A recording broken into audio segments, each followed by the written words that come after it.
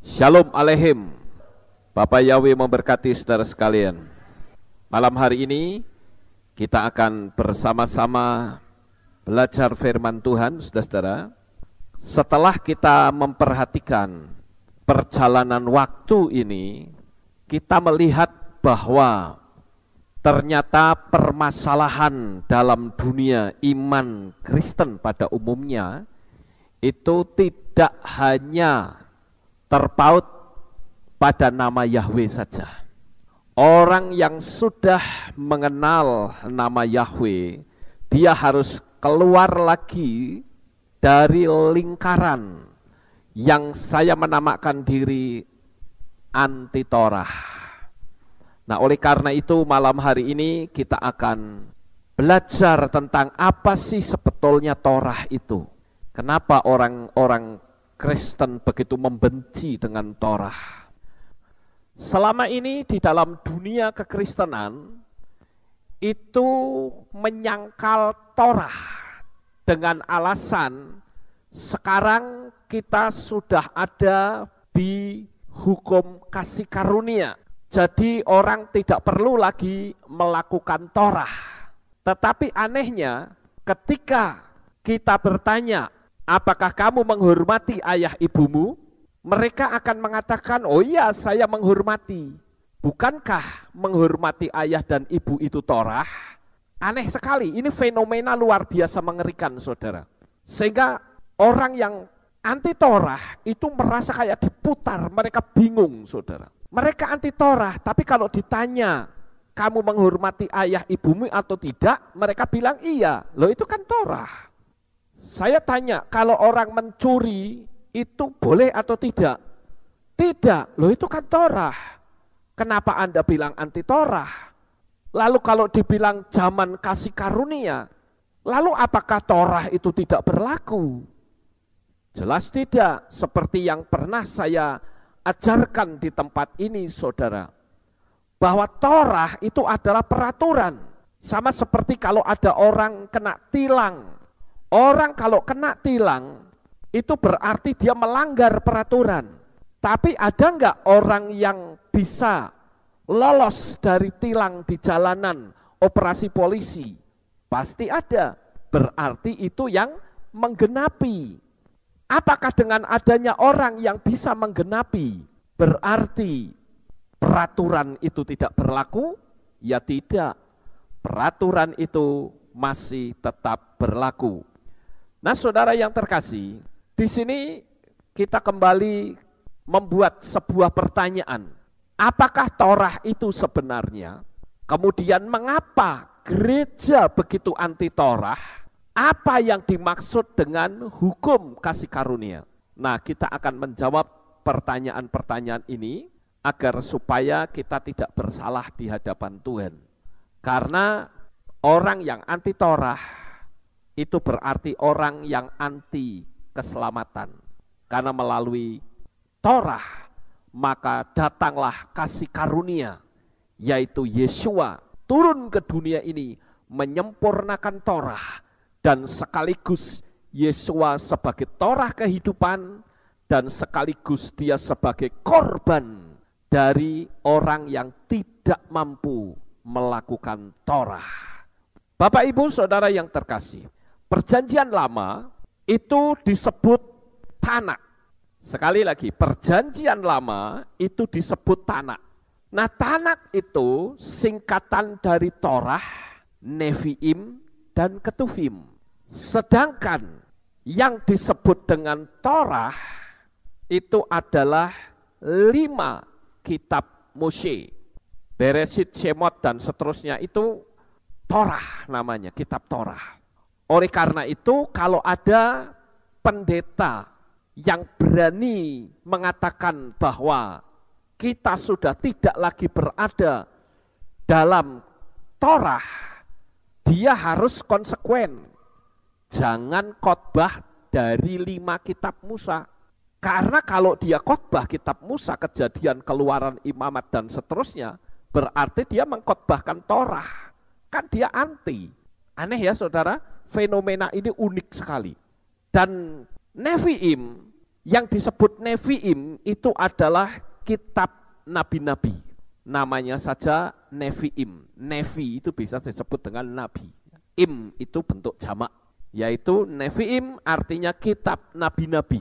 Serta Ketuvim. Ketuvim itu adalah tulisan-tulisan seperti Amsal, kitab Mazmur, itu tulisan, saudara.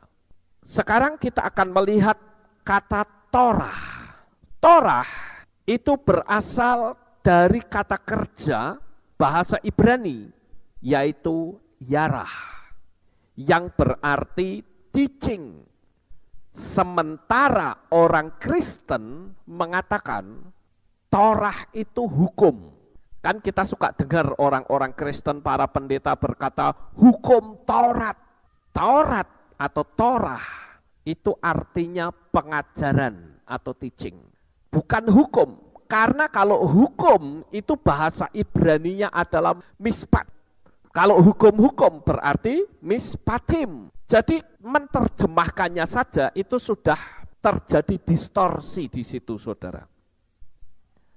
Nah, Torah yang diterjemahkan ke dalam bahasa Yunani seperti Kejadian, Keluaran, Imamat, Bilangan, dan Ulangan, itu kalau diterjemahkan ke dalam bahasa Yunani disebut Pentateuch, yang artinya 5 kitab. Kata Pentateuch itu ada kaitan dengan kata penta. Jadi sekali lagi saya katakan Torah yang diterjemahkan ke dalam bahasa Yunani itu disebut Pentateuch, artinya 5 kitab. Dan kitab Perjanjian Lama yang diterjemahkan ke dalam bahasa Yunani itu disebut Septuaginta. Kenapa disebut Septuaginta? Karena terjemahan ini ditulis oleh 70 imam Yahudi yang ditugaskan oleh Ptolemaios Philadelphos. Itu di tahun 285 sampai 247 sebelum Masehi. Nah, saudara yang terkasih, di Septuaginta yang pertama nama Yahweh masih ada. Tulisan bahasa Yunaninya adalah IAUE. IAUE itu bacanya Yahweh. Karena huruf Yunani tidak mengenal huruf Y, tidak mengenal. Kalau Y ya nulisnya IE, ya nulisnya IA. Jadi nama Yahweh itu masih ada untuk Septuaginta pertama. Tapi 400 tahun kemudian muncul Septuaginta yang kedua yang dikenal dengan Septuaginta versi Alexandrin. Maka disitulah nama Yahweh diubah menjadi Theos dan Kurios. Nama diri diubah menjadi generic name, nama umum. Nah, sejak saat itulah orang mulai menghilangkan nama Yahweh. Orang nggak kenal lagi nama Yahweh, saudara. Karena mereka mengambil perjanjian lama dalam bahasa Yunani itu sudah memakai versi yang kedua. Versi pertamanya itu sudah tidak lagi dipakai.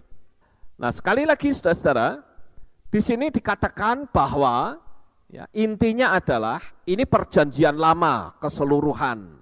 Perjanjian lama keseluruhan disebut apa? Tanakh.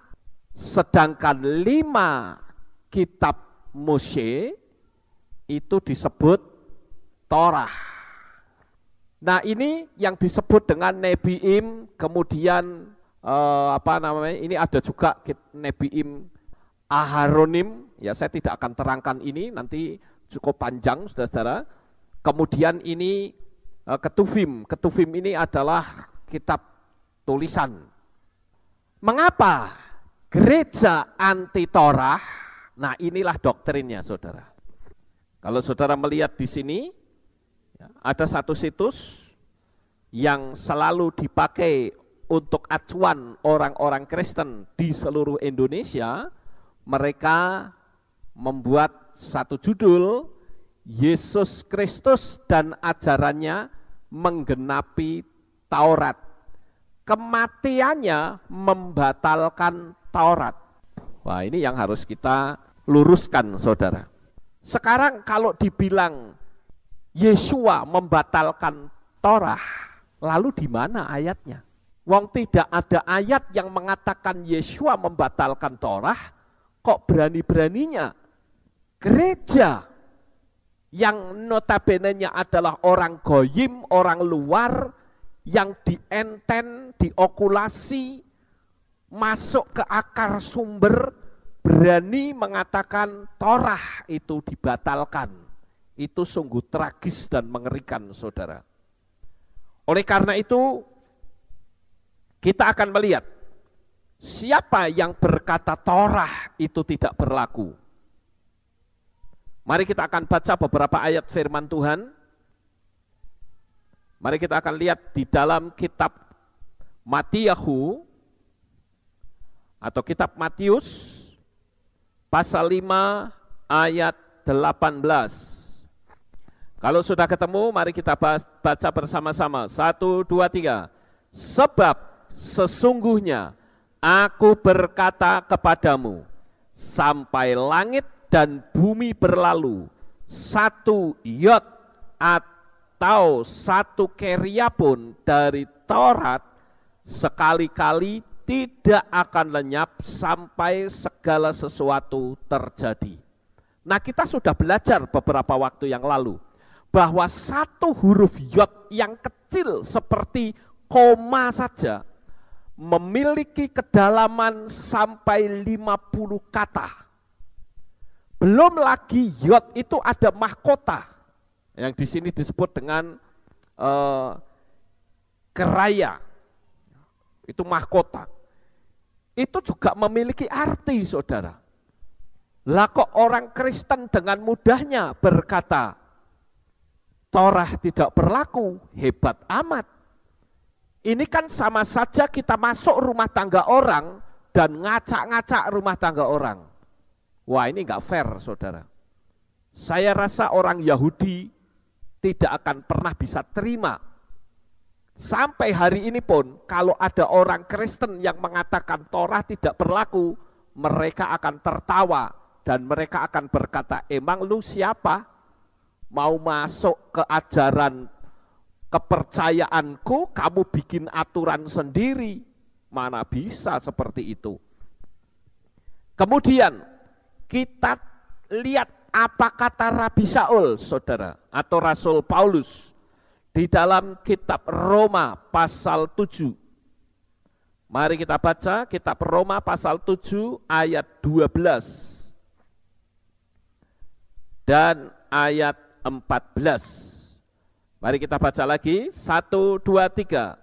Demikianlah sesungguhnya Taurat itu kudus dan perintah itu pun kudus dan adil dan baik.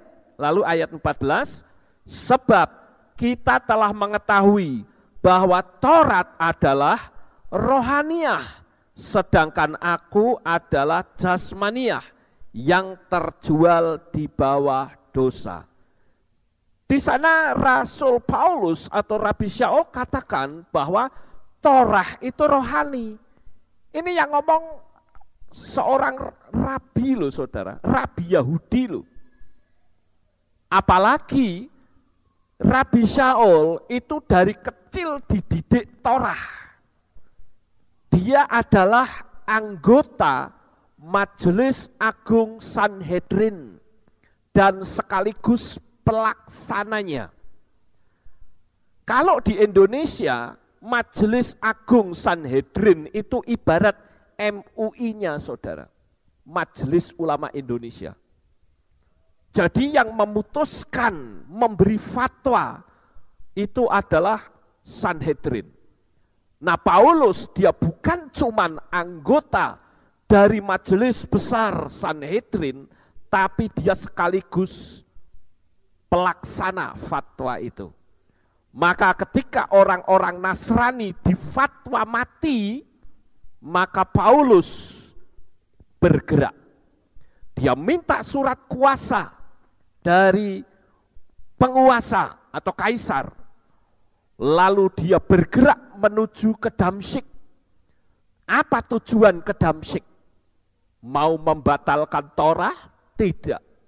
Ke Damsyik akan membantai orang-orang percaya. Namun di tengah jalan dia berjumpa dengan Yesua dalam bentuk cahaya. Saudara, ini membuktikan bahwa Paulus dari sejak dulu dia tidak anti Torah. Tidak seperti orang-orang Kristen. Tidak seperti para pendeta-pendeta Kristen pada masa kini yang tidak fair. Seharusnya kalau dia anti Torah, ayo fair dong. Jangan khotbah dari 5 kitab Mose. Tidak boleh. Karena itu Torah. Ini kan fenomena unik sekali, saudara.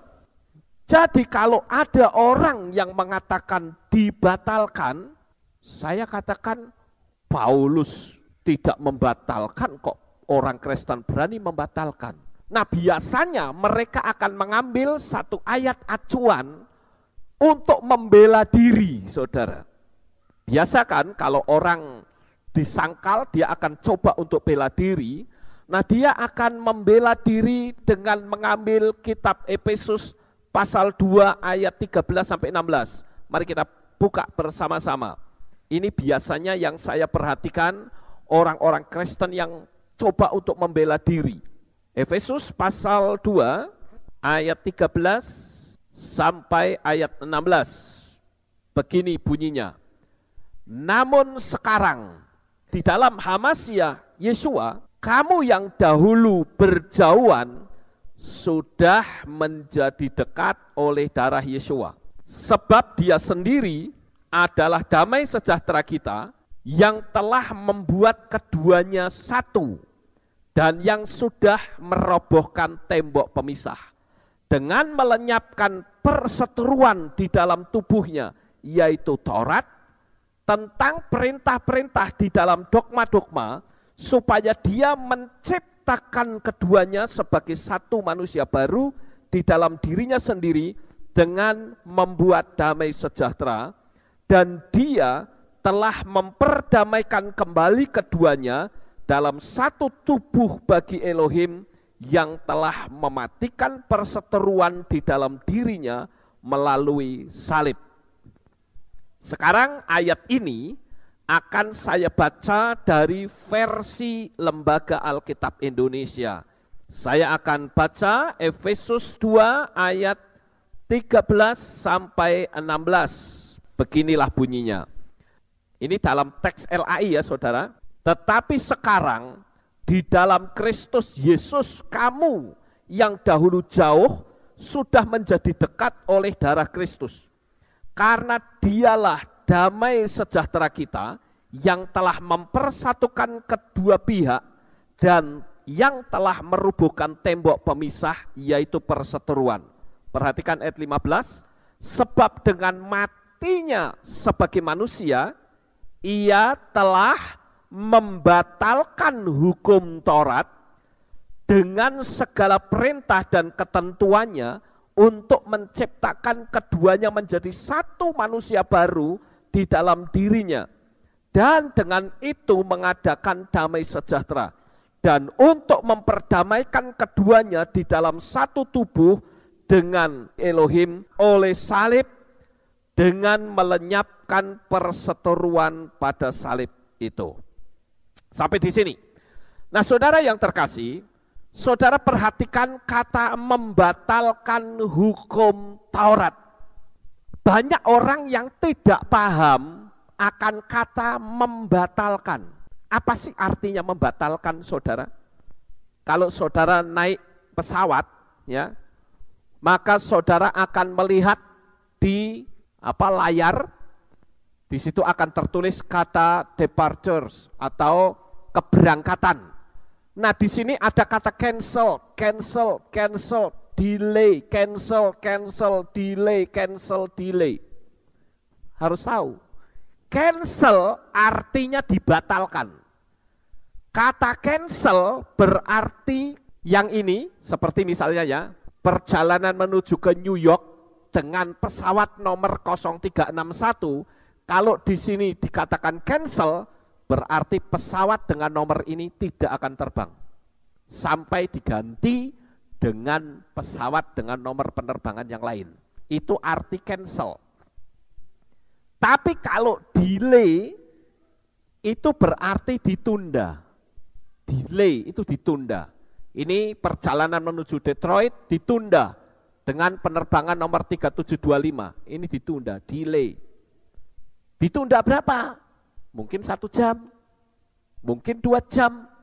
Alasannya apa ditunda? Mungkin ada kerusakan mesin, atau mungkin bahan bakarnya belum diisi penuh. Itu yang namanya delay. Jadi antara cancel dan delay itu harus bisa dibedakan, saudara-saudara. Kalau kita melihat di dalam kitab Efesus 2 ayat 3 sampai 16, itu arah tujuannya bukan membatalkan Torah. Karena yang dibicarakan oleh Rabi Shaul pada kitab Efesus pasal 2 ayat 13 sampai 16 itu tidak bicara tentang Torah, tidak. Tetapi Paulus sedang berbicara tentang perseteruan antara orang Yahudi asli dengan orang Goyim. Ceritanya begini, saudara. Orang Yahudi itu kan kalau makan kan mengikuti pola Torah. Pola Torah itu artinya makanan yang kosher, makanan yang tidak haram, saudara. Ini bicara tentang tame dan tahor. Kalau tame itu artinya kotor, tahor artinya bersih. Nah, orang Yahudi itu demi untuk menjaga agar supaya Torah itu tidak tercemar, dia tidak mau makan satu meja dengan orang Goyim. Kenapa? Supaya tidak jadi syak. Karena orang Goyim itu makanannya modelnya kayak begini, saudara. Misalnya seperti masih makan babi segala. Kalau ada orang Yahudi yang memelihara Torah secara murni, dia makan bersama di situ, walaupun dia tidak makan babi, dia akan syak. Paham nggak di sini, saudara? Nah, akibat dari cara orang Yahudi yang tidak mau makan bersama dengan orang Goyim atau bangsa-bangsa lain, maka orang Goyim itu marah. Orang Goyim berkata, ini orang Yahudi kok eksklusif. Terus di situ dikatakan bahwa bagaimana kalau misalnya mendapat undangan dari orang Goyim, bukankah makanan mereka itu pasti akan nggak kosher? Jadi ini bicara tentang pola makan. Orang Yahudi tidak mau makan bersama dengan orang Goyim supaya tidak syak dan dia tetap menjaga Torah. Sehingga kalau ada orang yang tidak tahu, dia akan berkata, loh katanya kosher makannya, kok kamu masih makan sama orang yang ada babi, ada makan darah dan sebagainya, makan kerang, makan cumi-cumi segala. Wah, ini enggak kosher, kamu berarti enggak kosher sekarang. Nah, untuk menghindari seperti itu, orang Yahudi enggak mau makan, saudara. Sehingga terjadi keributan antara orang Yahudi dengan orang Goyim, karena orang Goyim itu tidak suka dengan cara Yahudi. Ya maklum, mereka memang dididik dari dulu makannya ambur-adul semaunya sendiri. Sementara orang Yahudi tidak makan berarti ngapain aku harus nganu sama kamu, kamu orangnya eksklusif. Nah, disinilah Paulus menjelaskan bahwa dengan darah Yesua maka perseteruan itu tidak ada lagi. Bukan Torahnya yang salah. Coba kita lihat, kita baca sejenak di Efesus 2 tadi. Ya saudara, ayat 14 coba dikatakan. Sebab dia sendiri adalah damai sejahtera kita yang sudah membuat keduanya satu. Dan yang sudah merobohkan tembok pemisah. Keduanya ini apa? Bukan Torah, tapi kedua orang yang berseteru karena soal makanan. Sementara orang Yahudi tetap bertahan gak mau makan dengan orang Goyim. Nah di sini Paulus sedang menasehati orang-orang Goyim. Sudah, kamu gak usah memusuhi orang Yahudi. Memang seperti itu orang Yahudi. Kamu pun perlu belajar, ya toh, supaya kamu bisa mengikuti polanya Yahudi. Kita di tempat ini sudah belajar untuk melakukan pola Torah makannya, ya, makan dengan pola Torah.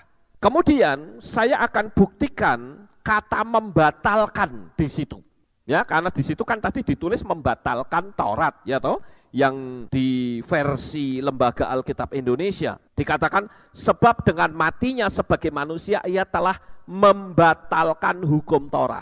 Betul enggak membatalkan hukum Torah? Biasanya orang Kristen pada umumnya itu akan ngejar bahasa Yunani. Sekarang saya munculkan bahasa Yunani, saudara. Di dalam bahasa Yunani, kata membatalkan yang ditulis oleh LAI ditulis dengan kata katargeo. Katargeo itu kata kerja bentuk past tense dan singular. Jadi kata ini menghendaki ada satu saja objek yang melekat dengan kata katargeo tadi, yaitu apa? Perseteruan. Jadi tidak bisa memiliki dua objek, yang satu perseteruan, yang satu Torah. Nggak bisa, saudara. Jadi kalau begitu teks Yunani juga tidak ada kata Torah. Sekarang kita perlu merenung. Tadi kan Rabi Shaul berkata bahwa Torah itu rohani. Torah itu kudus. Torah itu baik. Masa dari mulut yang sama dia mengatakan membatalkan Torah? Emangnya Paulus itu mencela-mencele kalau ngomong, saudara? Tahu mencela-mencele? Orang Jawa bilang esok dele, sore tempe, berubah-ubah. Nah di sini sebetulnya, saudara, Paulus itu tidak membatalkan Torah. Coba kita akan lihat di dalam surat Roma pasal 6. Mari kita lihat Roma pasal 6 ayat 14 sampai ayat 15 dikatakan demikian. Roma pasal 6, saya akan buka di versi LAI karena LAI ini yang jadi andalan orang-orang di luar sana. Pasal 6 ayat 14 sampai 15. Oke, kita akan membaca dari ILT dulu. Sebab dosa tidak akan berkuasa atas kamu, karena kamu tidak berada di bawah Taurat, tetapi di bawah anugerah. Lalu apa?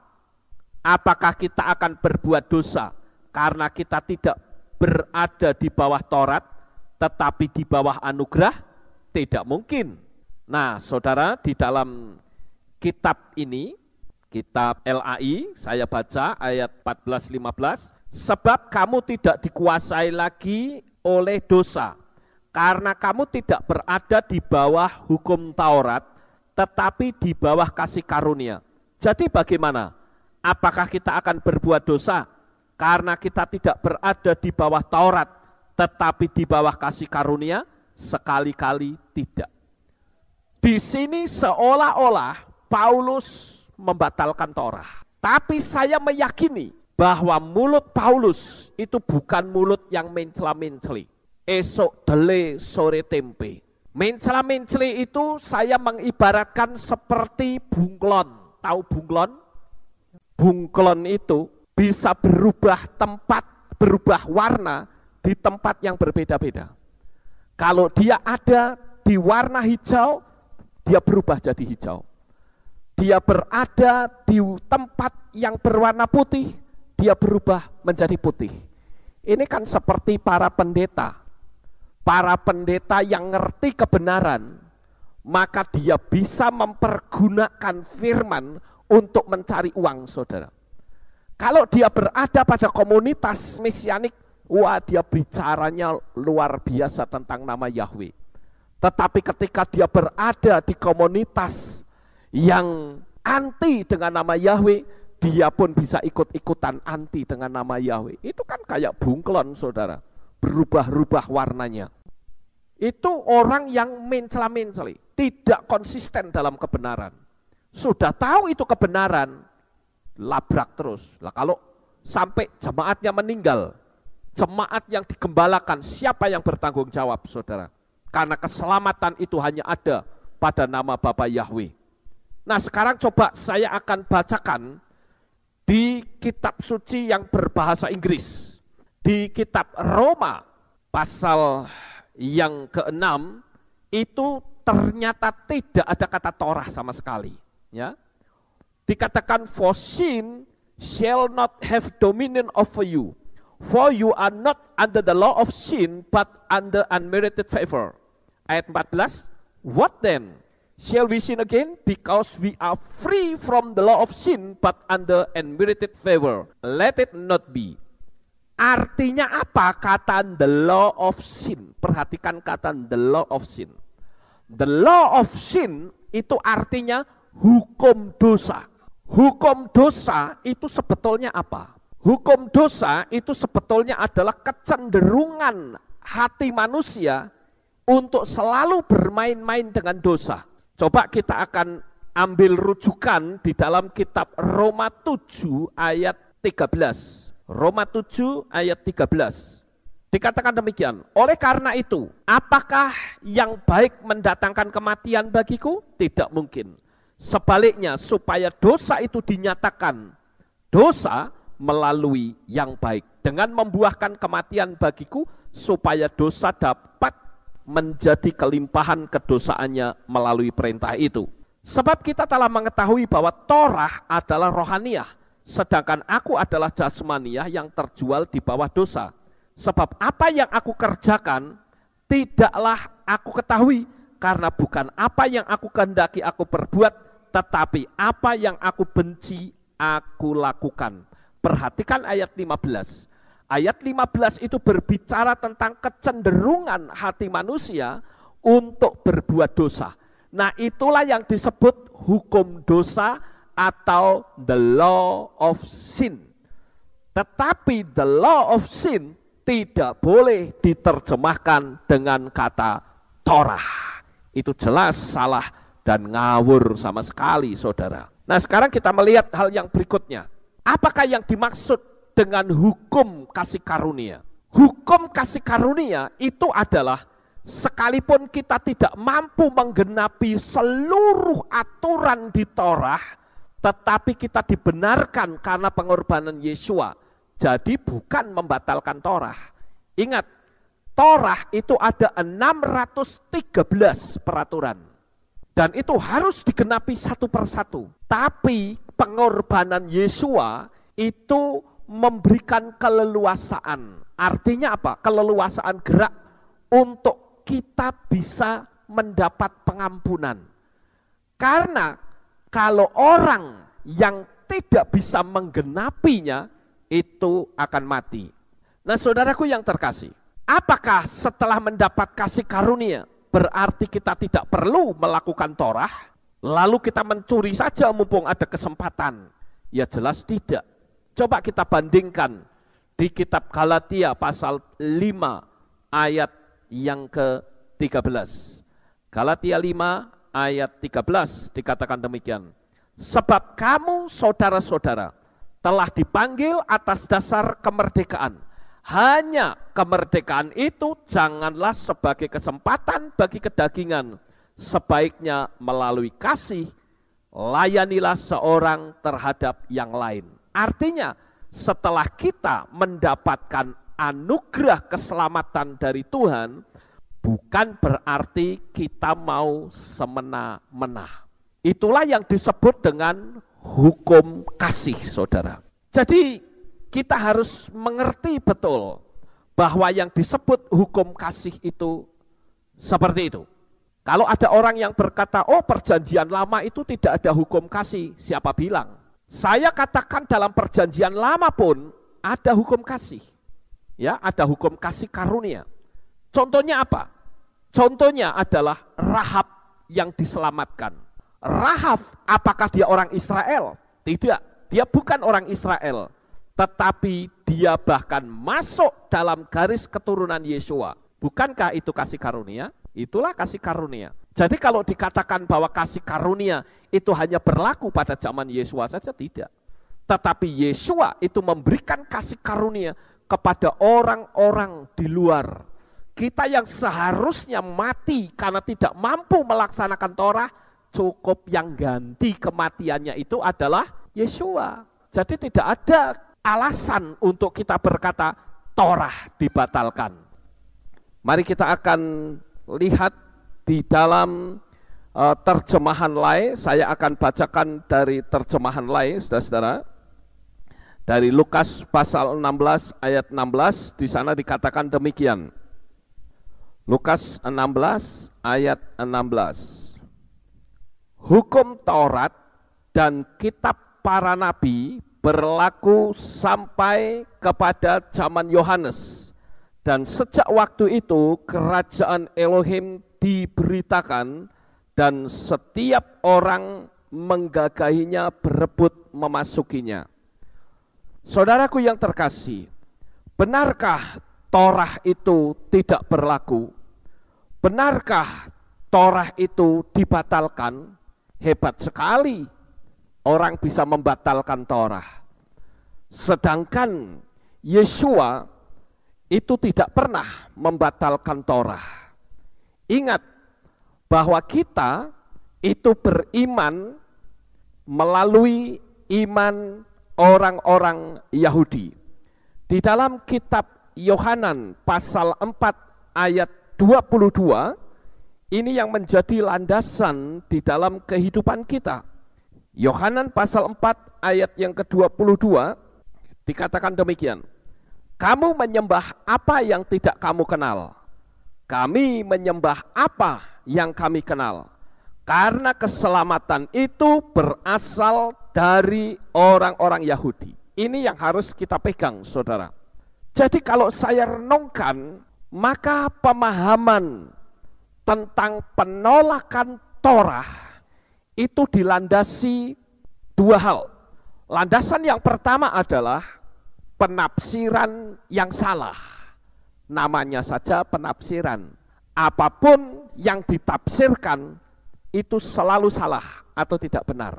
Saya ambil contoh saja, saudara. Kita menafsirkan sesuatu, contohlah misalnya, kenapa seorang yang bernama Theo misalnya, kenapa Theo ini hari ini wajahnya muram? Kalau orang tidak bertanya langsung kepada sumbernya, dia pasti akan menafsirkan. Oh, saudara Theo ini mukanya muram karena hari ini dia mengalami kerugian. Itu tafsiran pertama. Tafsiran yang kedua, oh saudara Theo ini wajahnya muram karena dia mau bepergian tetapi ketinggalan bis. Penafsiran yang ketiga, saudara Theo muram karena mungkin dia mengalami kecelakaan. Penafsiran yang keempat, yang kelima, dan yang keenam itu hanya rekayasa manusia, saudara. Tetapi untuk bisa mengerti kenapa saudara Theo ini mukanya muram, jalan satu-satunya adalah tanya langsung pada sumbernya. Baru akan ketemu kenapa dia berwajah muram. Sama seperti kalau kita bertanya, kenapa orang-orang menyangkali Torah? Maka saya menemukan ada dua pemahaman yang membuat orang menyangkal Torah, khususnya dunia iman Kristen, karena penafsirannya yang salah. Itu landasan pertama. Landasan yang kedua adalah terjemahannya yang salah. Karena Torah itu diterjemahkan hukum. Padahal hukum itu bahasa Ibraninya bukan Torah, tetapi mispat.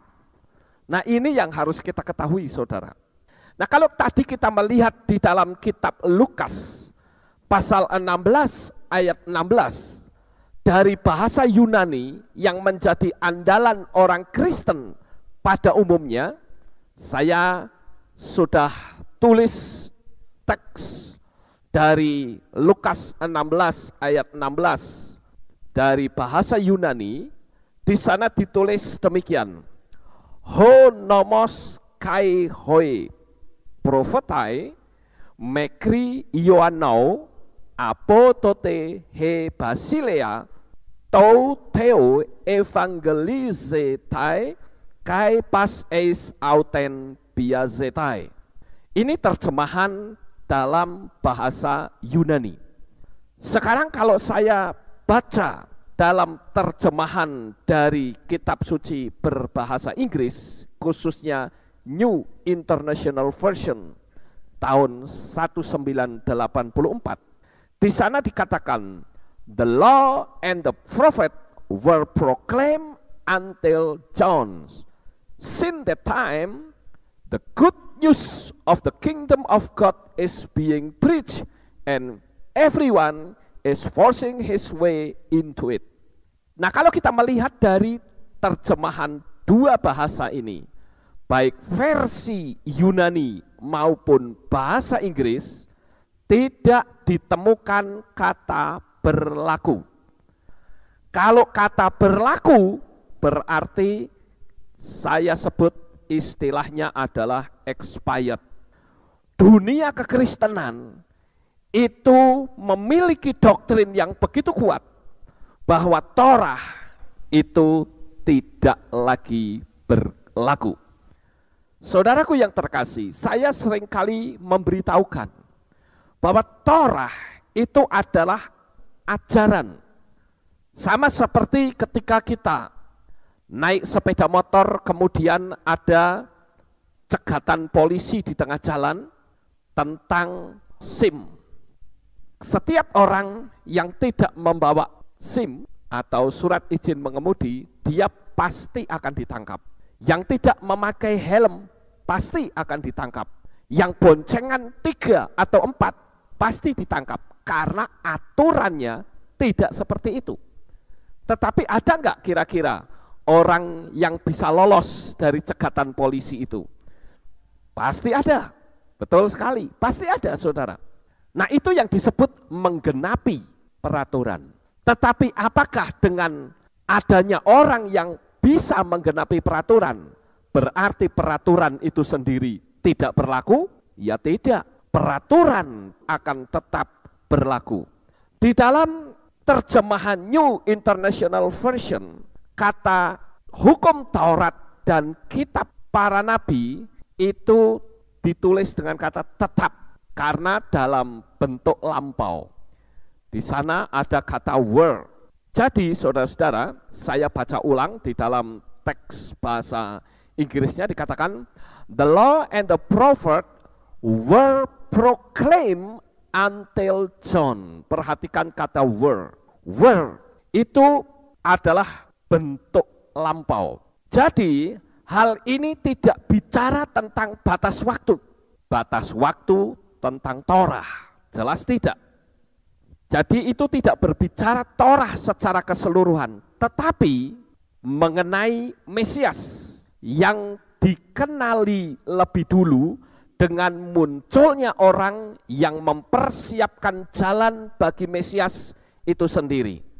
Karena di dalam kitab Maleakhi pasal yang ketiga, mari kita akan lihat saudara-saudara, di dalam kitab Maleakhi pasal yang ketiga, ayatnya yang pertama, di sana dikatakan, lihatlah, aku menyuruh utusanku, dan dia akan mempersiapkan jalan di hadapanku, dan dengan tiba-tiba Tuhan yang sedang kamu cari akan datang ke dalam baitnya, yaitu utusan perjanjian yang kamu rindukan. Lihatlah, Dia sudah datang. Yahweh Sebaot berfirman. Di sini saudara-saudara, sekali lagi saya katakan bahwa hal ini tidak berbicara tentang batas waktu. Tetapi itu tidak bicara tentang Torah secara keseluruhan, tetapi mengenai atau khusus mengenai Mesias yang dikenali lebih dulu dengan munculnya seseorang yang mempersiapkan jalan bagi Mesias itu sendiri. Dan munculnya Yohanan Pembaptis itu merupakan tanda awal penggenapan selanjutnya. Maka Lukas mengatakan bahwa nubuat tentang Mesias dalam kitab Torah dan para nabi dimulai sejak munculnya Yohanan.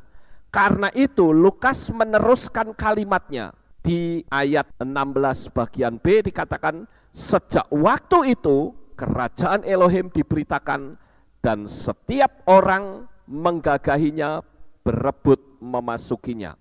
Saudaraku yang terkasih, jika benar Torah itu expired, jika benar Torah itu sudah tidak berlaku, maka Lukas akan berkata, sejak waktu itu Torah tidak berlaku lagi.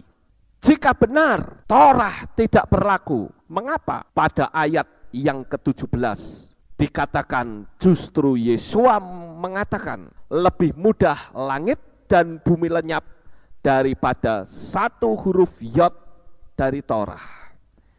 Jelas yang mengatakan bahwa Torah itu tidak berlaku hanyalah rekayasa dari LAI saja. Sehingga orang menolak Torah dengan berkata sekarang ada Yesua, ada kasih karunia. Wah, ini sungguh tragis saudara. Karena itu sangat bertentangan dengan kitab sucinya sendiri.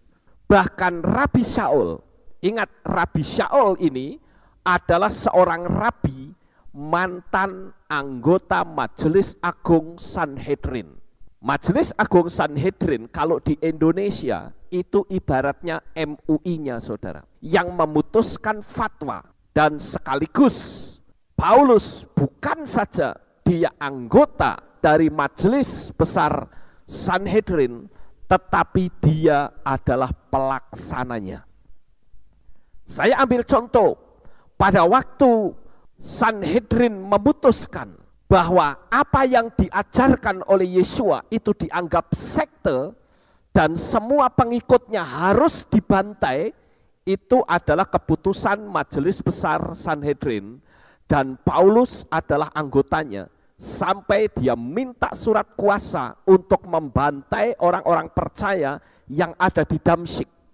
Itu membuktikan betapa kerasnya Paulus di dalam melaksanakan Torah. Apakah dengan Paulus percaya kepada Yesua, lalu Paulus menghapus Torah, bikin aturan sendiri? Tentu tidak. Karena di dalam surat Roma dikatakan bahwa Torah itu kudus. Paulus itu mengatakan bahwa Torah itu adalah rohani. Jadi jelas tidak mungkin dari mulut orang yang sama, dari mulut seorang rabi, dia mencela-mencele ngomongnya saudara. Nah di sini Paulus tidak pernah mengatakan bahwa Torah itu tidak berlaku. Jadi jelas Torah itu tidak batal. Tetapi justru datangnya Yesua itu Torah disempurnakan. Contoh misalnya saja, ketika dulu orang mau mendapatkan pengampunan, maka dia harus membayar dengan burung dara atau dengan darah domba. Tetapi dengan matinya Yesua, maka pengorbanan yang seperti itu tidak perlu lagi. Kenapa? Karena Yesua sudah menyempurnakan Torah. Ketika Torah berkata, jangan engkau membunuh, jangan engkau mencuri. Kategori membunuh itu adalah menghilangkan nyawa orang. Kategori mencuri adalah mengambil barang milik orang lain.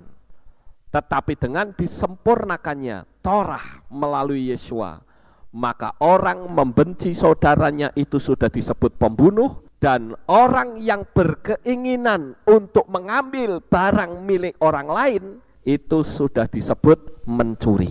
Jadi saudara yang terkasih, peraturan Torah itu masih tetap berlaku, hanya disempurnakan saja. Dan melalui penyempurnaan melalui darah Yesua, kita justru bersyukur luar biasa. Karena kalau kita melihat Torah itu memiliki 613 peraturan. Dan kita orang goyim tidak mampu untuk bisa melaksanakan 613 peraturan tersebut. Jangankan kok kita orang goyim, saudara. Orang Yahudi saja yang bisa melaksanakan itu sangat sedikit sekali.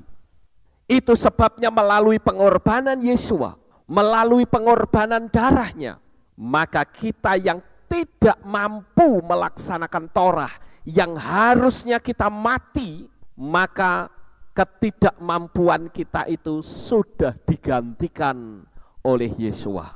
Saudara mengerti maksud yang saya sampaikan? Jadi jangan sampai kita berkata, oh Torah itu tidak berlaku. Wah, emang siapa kita? Kita orang luar mau masuk imannya orang Yahudi, itu ibarat seperti kita masuk rumah tangga orang, tetapi kita ngacak-ngacak rumah tangga orang. Itu jelas tidak fair, saudara.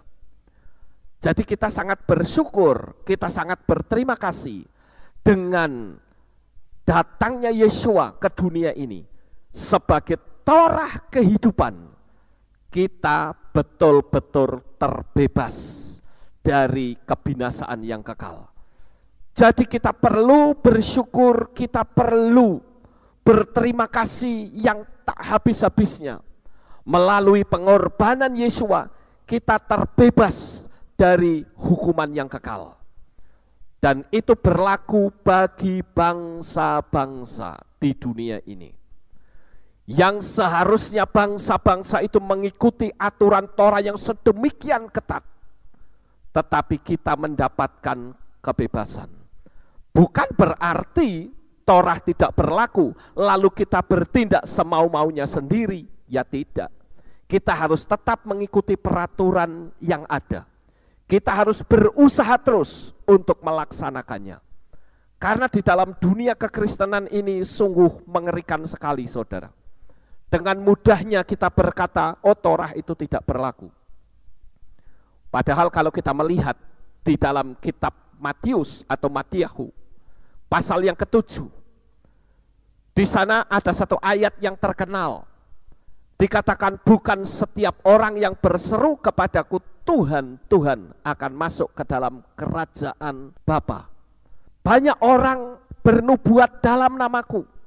Banyak orang mengusir setan dalam namaku. Tetapi aku berkata kepadamu, aku tidak pernah mengenal engkau.